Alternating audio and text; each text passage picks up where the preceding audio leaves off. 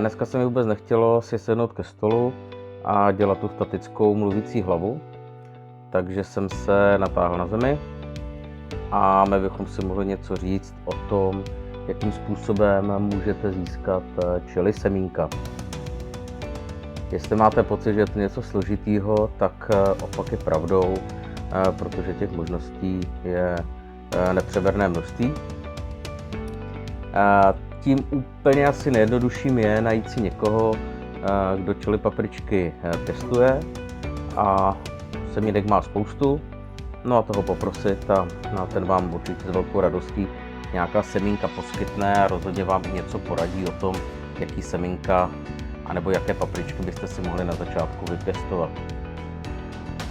Já tady mám chili semínka, které jsem získal z nějakých svých chili papriček v minulosti a je úplně normální, že ty chili semínka takovým způsobem vlastně si můžete uchovat a můžete je použít v následujících letech. Tyhle už jsou starší, takže budou putovat pravděpodobně do koše, ale nějaká pravděpodobnost toho, že by z nich mohlo něco vyklíčit, tady samozřejmě je. Další možností je to, že si půjdete koupit nějaké chili papričky do obchodu. Dneska je seženete v kdejakém supermarketu, ať už je to Albert, Kaufland, Billa, nebo pokud chodíte do Makra, tak tam ten výběr je docela veliký. No a ty semínka z té papričky vytáhnete, dáte je na papírový ubrousek, necháte je uschnout a máte semínka, ze kterých vám rozhodně nějaká chili paprička vyroste.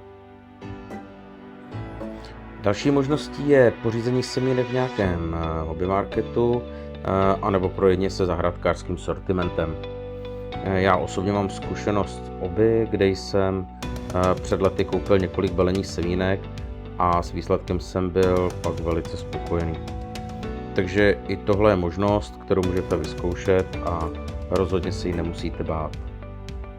No a nakonec je tady varianta, kterou mám já osobně nejraději, a to je nákup semínek chili v nějaký speciálce, která se zabývá prodejem potřeb pro pěstování chili a prodejem chili semínek. Já osobně nejvíce preferuji semínka chili.cz, protože si tam dokážu vždycky naprosto luxusně vybrat to, co potřebuju, pokud to teda mají. Nicméně mám vyzkoušený Chili Point a spoustu dalších, ale ty semínka chili mi přijdou, aspoň mě osobně, že si tam můžu prostě nejvíce vybrat. Můžu vám ukázat, že vlastně těch semínek ze semínka chili mám docela velké množství.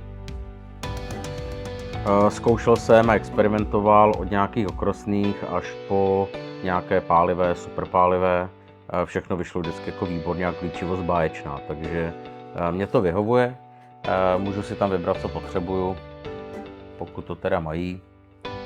Mám tady někde i věci z Chili Pointu, když jsem tam kupoval nějaký šmakulády, taky velice dobrá zkušenost, takže ty speciálky vám můžu maximálně doporučit, je to taková sázka na jistotu.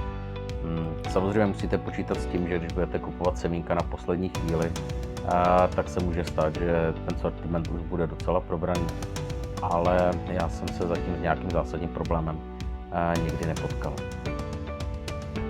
A co budeme pěstovat letos?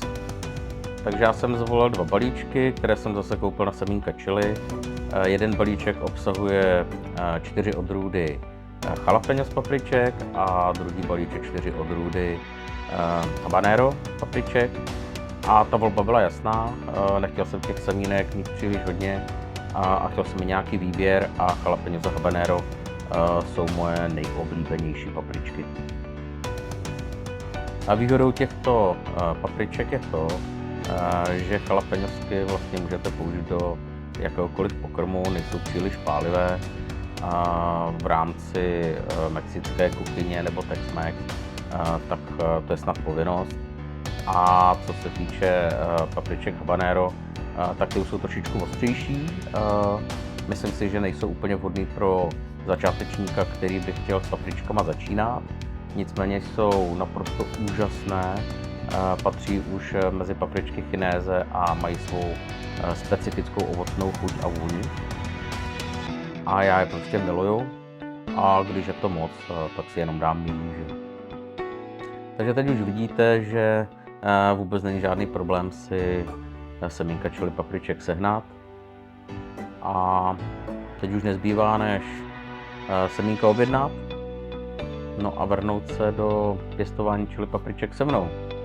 No a uvidíme, kdo bude mít ty chili papričky dřív, jestli tím zralý. A na co se můžete těšit příště?